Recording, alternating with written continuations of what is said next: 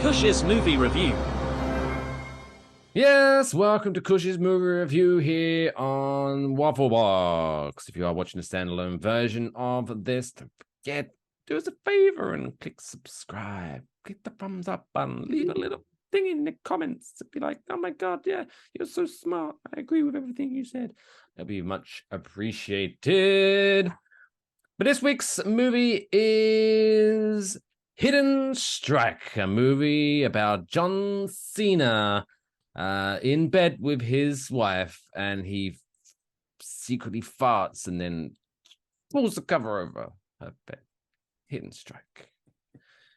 At no point does John Cena ever Dutch oven his wife. He's not even. He should have. married in this It would have movie. made this fucking movie better, if I'm going to be honest. This was one of I'm those taking rare you didn't have a good occasions. time. This is one of those rare occasions where, because it was on Netflix and I didn't have to leave the house. Well, I'll be honest. Here we go. It's a good job that this segment's called Kush's movie review and not Mike's movie review, because then I didn't feel bad for tapping out after about 20 minutes and being like, fuck this. Wow. I cannot. What? There was so, right. You're going to get into your review in a minute, but this looks like someone went to, where like a garage sale happens, and sometimes or maybe like what do they call it? Like in England they would call it a boot sale, which obviously I'm assuming you don't call them boots because they're trunks over here. But yard sale, garage sale, or like where people like gather. Sale. And lots of people are selling lots of things. You walk around, I guess, like a farmer's market, almost. Farmer's market, a flea market as well. Flea market, yeah. So it looks like whoever wrote this movie went to a flea market and went around the flea market and was like, yeah, I'm going to buy all the cliches that I can find and put them in my bucket. And then he mixed around the bucket with all of the cliches he found and then poured it into Netflix and was like, nah. Well, it's a good thing this is called Kush's movie review and not Mike's movie review. Oh, yeah, because if it was Mike, this video would be like 2 minutes long. It'd be terrible content. Let's see if I can go a little longer than two minutes here. That's what he said. So, that is what he said. Well done. Well done. It's Hidden Strike. It was released on Netflix this year in the year of our Lord 2023, but this movie was actually completed and has been sitting on a shelf since 2018. It Should have left it there. Should have left it there, rude. For some reason, it is produced by 12 separate Chinese companies. Yeah, right, that's the thing. Sorry. In Chinese cinema. I was trying to watch this. You know that bit, again, if you haven't seen this, the bit before the movie starts, they show like all the production companies' logos. That fucking goes on for like 10 minutes. Sorry, carry on. It's not that long, but it does go on a while. This is for some reason a trend. I don't know why it takes 12 companies to produce one hour and 43-minute Jackie Chan film. But there it is. It did. And despite the fact that it took 12 people, the CGI in this is not good. Just to get that off your chest, because I know you were complaining about that. Like, I usually don't give a shit, but I'm like, yeah, this looks like a PlayStation 3 game. It's kind of weird. I don't know what's going on here. But maybe anyways, PlayStation this is 2. directed by a man named Scott. What? That was me being totally offensive.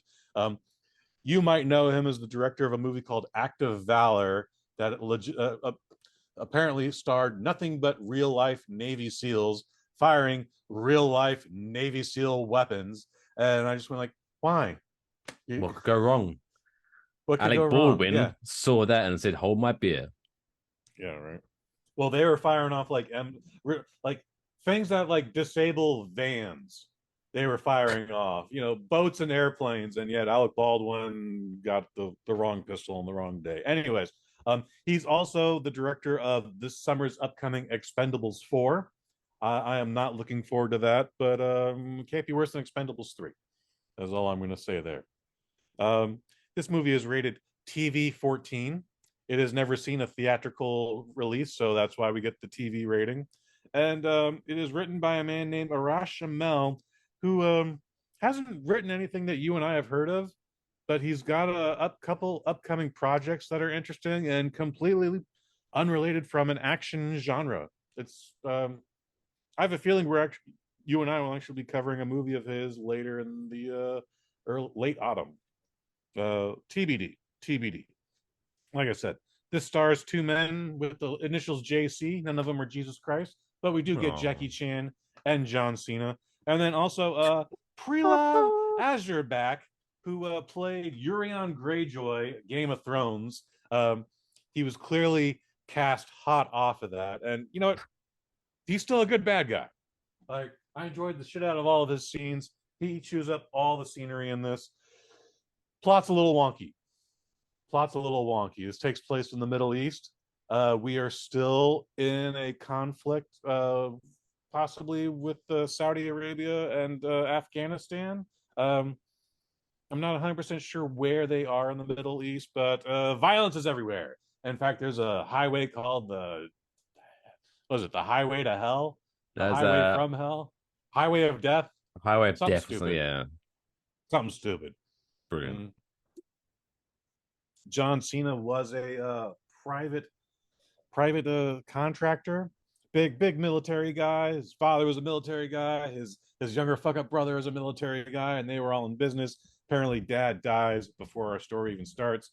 Brother gets murdered within the first act, and despite the fact that our man John Cena is supposed to be a good guy, he is involved in the kidnapping and ransoming of five individuals. It is apparently not the five individuals he thought he was getting ready to kidnap and ransom, but he knew he was part of the kidnapping and ransom.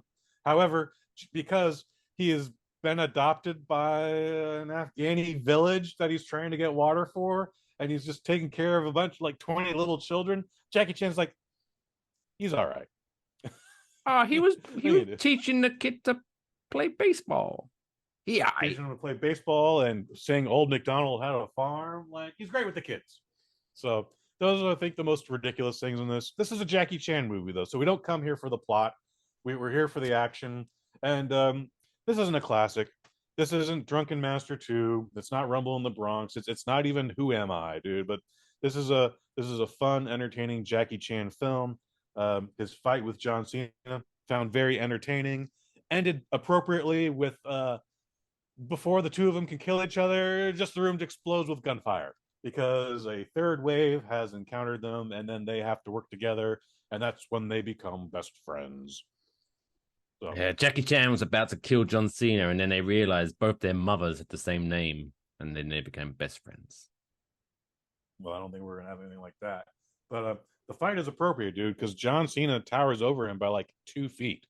So he's just picking up Jackie and just like slam dunking him on the ground, man. It's very entertaining. It's actually some of the best John Cena action I've seen. Better than anything he did in the last two Fast and Furious movies. I hated The Marine, and it's one of the few movies I've actually walked out of. So I didn't give a shit about that. I 12 rounds? 12 rounds is a silly fucking movie too.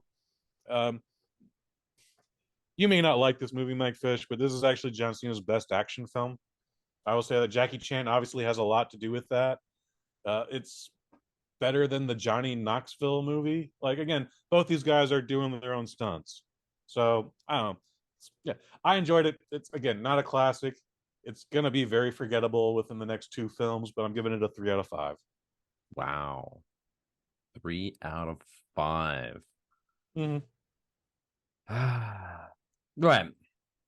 I've given worse movies than this a 3 out of 5, honestly. Try not to be too much spoiler, but I'll just talk about the set because I'm not spoiling too much because I only watched the first 20-25 minutes.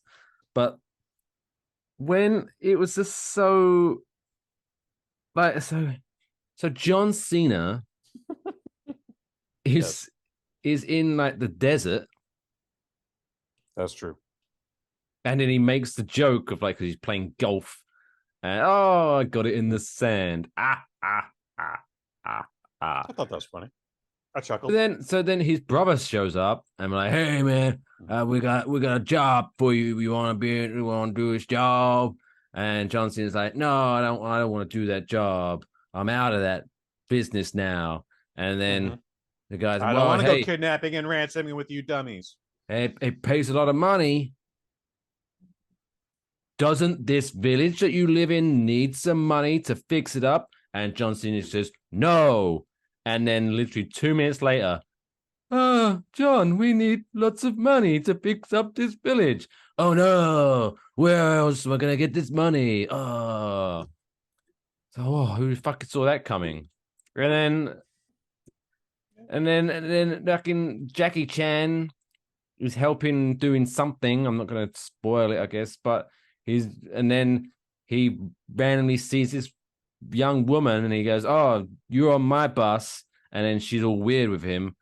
And I was like, literally, again, I'm not going to go over all of this, but it got to the point where I was literally like, oh, I bet this movie is so stupid. I bet that's his fucking daughter. And then 30 seconds later, she drops her diary and the half of the photo that Jackie Chan has the other half to falls out. And it's, oh, fuck you, movie. It was just And Jackie so Chan is driving that blatant. bus and literally got tears streaming down. He Like, this is the did. most dramatic you've ever seen. I've never seen Jackie Chan cry in a movie before. Well, I did I've actually cried in Bleeding Steel, where he also has father-daughter issues. But what do I know?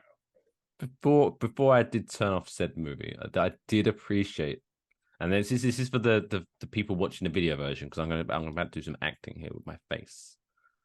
But so the woman is basically he's saying, "Oh, I'm here to help you," and she's like, "Oh, you want to help me now, motherfucker? Oh, you weren't there for mom." Blah, blah. And he was like, "What, bitch? I was there for mom. Oh, it was your mom's fault, bitch." And then she was like, "No, bitch. She was in hospital, and you never visited her, bitch." And then he just like kind of just looks like, yeah, fair one. And he doesn't say anything else. Well, that is a word for word reenactment of the scene. Word for word, that happened. Yeah. So if you want to see Jackie Chan say bitch a lot, check this out. Fire up your Netflix. But yeah, it's just, I mean, I must. I'm joking. I'm jesting. Well, I'm not, but I am jesting a little bit. But it's it's everything with a pinch of salt. It's okay to not like a movie, but no. It was there was a movie that I was talking about the other time when it was like, what did you kind of expect? But it's like if you're sitting down and you boot up Netflix and you see a straight to Netflix movie starring Jackie Chan and John Cena, are you expecting like, oh, this is gonna sweep at the Oscars? Like, no, you're expecting some dumb action movie, and I guess maybe I'll finish it one day. But I guess by the sounds of it, it delivers. And it's fine. I mean, so Jackie Chan always provides some very good stunts, but the final fight is usually pretty whack. And it's usually not against the guy you want to see Jackie Chan fight against either, unfortunately. And this is no different. And they try to do something different with like bungee cords and foam is involved. It's a whole thing. The majority of the film is tolerable. What I need though, are we gonna get like a Hidden Strike 2 where they're like, oh, this Hidden Strike is too much. We need help. And then in comes Chris Tucker. That'd be great. No, that's not happening either. But I wouldn't be surprised. Wait, is Chris Tucker around? Is he cancelled? I don't know. I haven't seen him around for a while. No. Is he all right? Chris Tucker's doing great. He made so much money off of those Rush Hour films. He doesn't have to work again. He was most recently in that Ben Affleck movie, Air, the story about the Nike Air Jordan. Yeah. We reviewed it here on the Waffle Box. He's in that. He was very good in it. He played a character. He wasn't like, look, Ben Affleck, man, I'm telling you. He didn't do any shit like that. Like Chris Tucker stars as Chris Tucker. Yes. I know you're supposed to throw it at me, but that's going to hurt my voice. So. So there you go. Hidden Strike, Netflix, available now until probably a while. I imagine Netflix kind of keep hold of their stuff for a little while. But Well, Starring Jackie Chan, they're John definitely just Cena. leasing this, so I mean, it could disappear in 3 months. Fingers crossed. But yeah, Kush gives it 3 out of 5. I gave it 20 minutes of my time. That's all, folks.